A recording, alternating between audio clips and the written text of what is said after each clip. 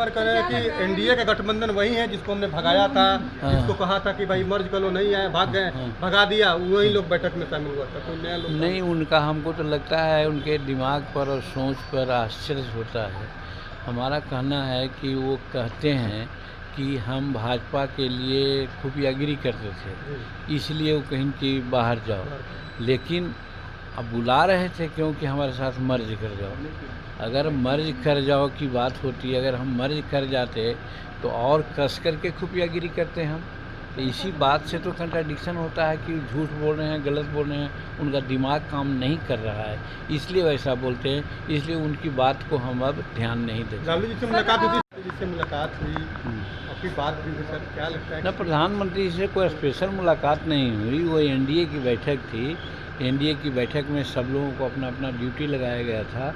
हमारी ड्यूटी 5 आदमियों के साथ शिंदे साहब मुख्यमंत्री थे महाराष्ट्र के, और नड्डा साहब राष्ट्रीय अध्यक्ष थे, हम थे और 2 आदमी थे। सबको गया था कि प्रधानमंत्री आवेंगे तो उनको बुक दिया जाएगा, तो बुक हम लोगों ने दिया।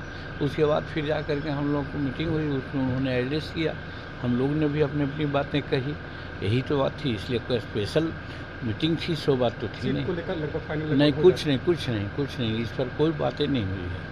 बात वो अलग से होगी बात। तो विपक्ष ने जो गठबंधन बनाया है उसका नाम इंडिया रखा है और काफ़ी उत्साहित है विपक्षी पार्टी। क्या कहेंगे सर, वाकई में चुनाव 24 में? नहीं, देखिए उन लोग उत्साहित हों या हतोत्साहित हों, इससे हमारा कोई मतलब नहीं है। जहाँ तक नाम रखने की बात है तो मैं समझता हूँ कि देश के नाम पर, धर्म के नाम पर पार्टी का नाम बनाकर नहीं होना चाहिए। ऐसे इसके लिए लोग कानूनी कार्रवाई में भी जुटे हैं और इलेक्शन कमीशन इसको देखेगी, इसलिए हम उस बारे में कुछ नहीं कर सकते हैं। रही बात, माननीय नीतीश कुमार जी वहाँ गए थे बेंगलुरु में, जिस उद्देश्य से, उनका उद्देश्य पूरा नहीं हुआ। शायद बनना चाहते थे कन्वेनर, वहाँ के लोगों ने कन्वेनर बनाने की बात नहीं की तो मीटिंग छोड़ के पहले ही चले आए। तो उन लोगों में खटपट है। महागठबंधन मिलने का जितना ही प्रयास कर रहे हैं लोग, उतना ही अलग अलग बातें हो रही है।